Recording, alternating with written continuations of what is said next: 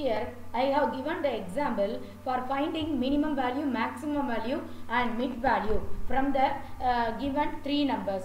For example, assume I have given that the user is giving the value 10 to the x and 15 to the y and 20 to the z.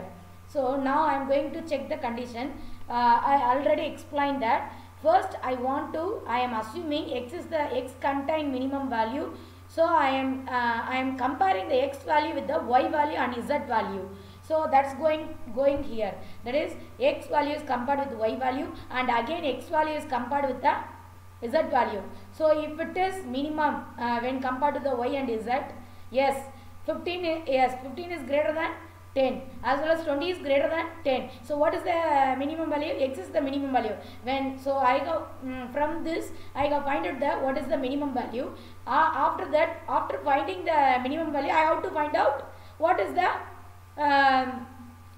the maximum value from available variable. How many variables now? Only two variables. From two variables, that is y and z, I have to find out which variable is having the largest value. Now I am comparing the y and z. Definitely the z is having the largest value. So I am assigning the z to the max. Understand? This is the example for multiple assignment.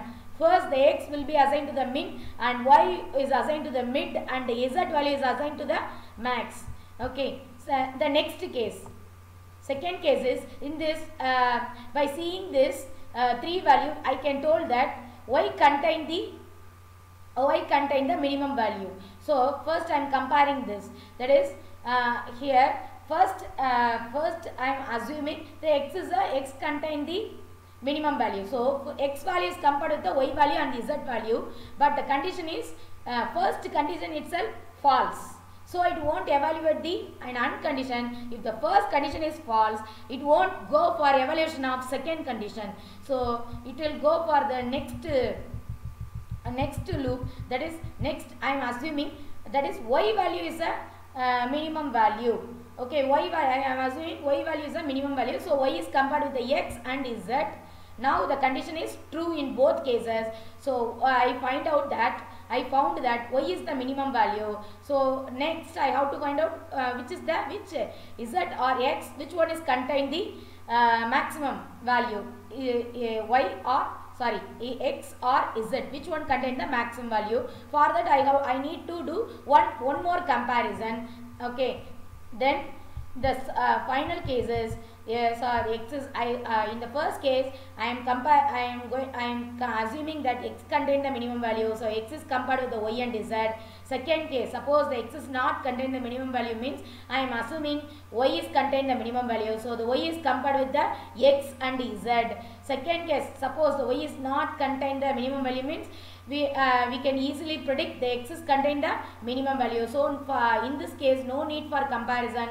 Then that is, I know x is what z contain the minimum value. Then only one check I have to compare, that which has the minimum value between the x and y. That has done in the else case, third case.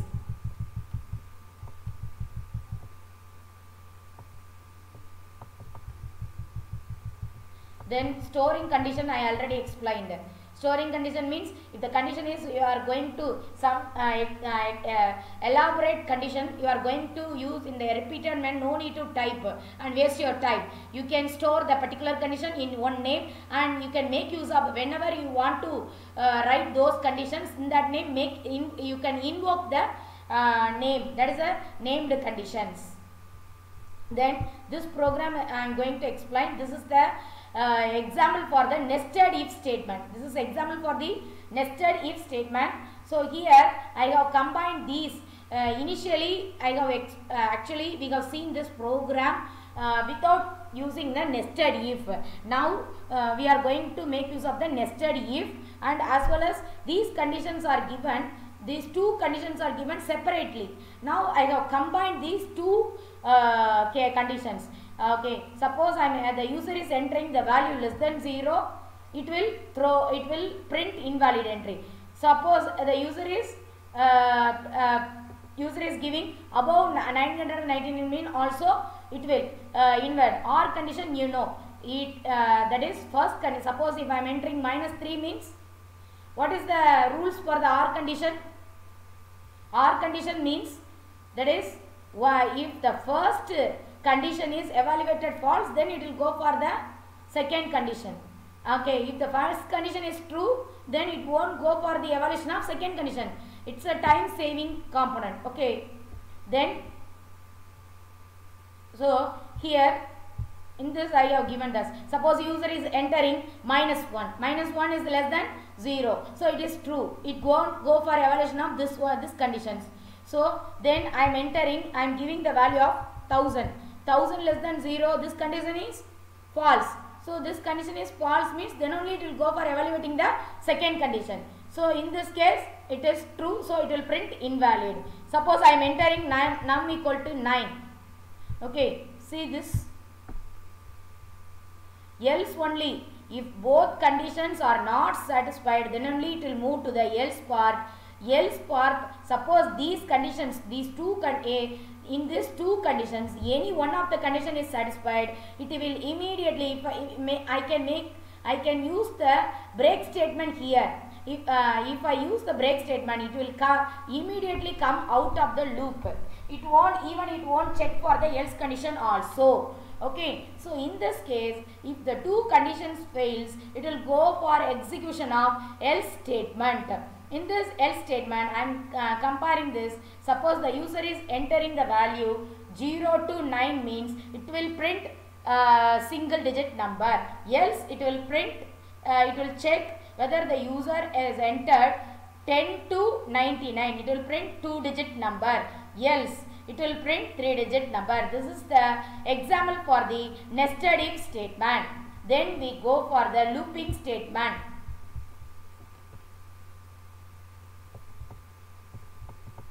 So two types of loops are there. One is for loop and another one is while loop. For loop is also called as counting loop.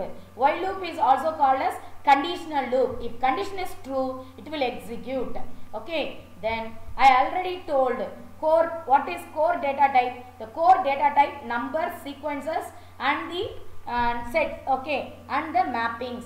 In this I am going to sequence. The for loop mainly used for this sequence data type such as string, tuple, list. These are these data types are comes under the category of sequences. Sequences means, what is that? We are going to store the values in the continuous location, not in the spread manner. I already explained that.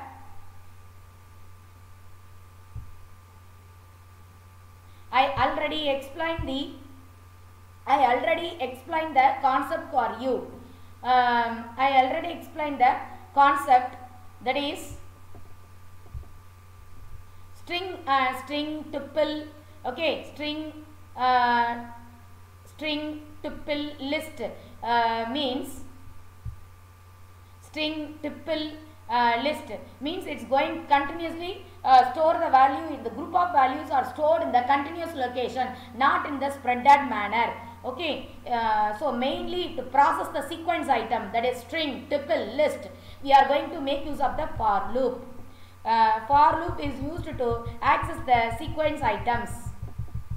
For, it's a, so in this for loop, for is a keyword and elements is a variable name. We are called it as it's one of the variable name, but it's also called as controlled variable. It controlling the loop, so it is called as control variable.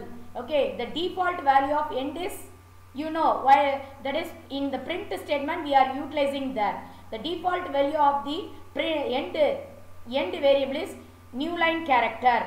Okay, whenever I am giving this new line character, it won't type in the same line. It will move for the new lines or move for that is it will move for the next line. Okay, so new line character, here it changes to space. Okay, simple space between each statement. Then range, in this we can say for loop. For example,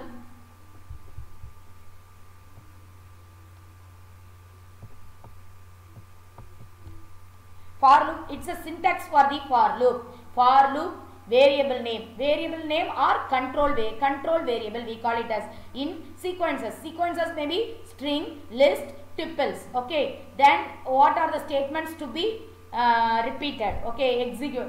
So here you have to specify the statements to be executed.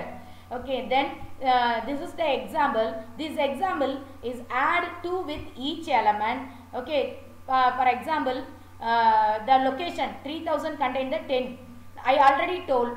So for loop is used to process the, what is that? For loop is used to process the, what is that? Process the sequence element. So these values are stored in the computer memory in the sequence manner. For example, integer occupy 2 bytes, so that I have specified that 3000, 3002, 3004, 3006. Okay, 10, 15, 20, 25. So the control element, this variable will access each value, and first the element is accessing the first variable. It add the 2 with the 2 and print, and end here the end character is replaced by the single space between each. Okay, a single space is between the each value. Understand? Then range value. So this is one range concept, range function to represent a list. Okay, for number, that is you can specify the range function to represent a list. So that is range. So it will start from, that is range start from, it means the range start from 3 to 17. Okay, not 18, less than 18 only. So 17. So the value, okay, the values are, value will take from 3 to 17. 3, 4, 5, 6, 7, 8, 9, 10, 11, 12, 13, 14, 15, 16, 17. Till 17 it will go, and it will print the value. It will print each value here. Okay. Then range, syntax of the range is stop. You can give only the stop. Where to stop? In this case, the start value start from 0 to stop minus 1. So start, stop. Then usually the step value is incremented by 1. You can, here you can give any step value. Suppose if I am giving step value 2, means it will be incremented by 2.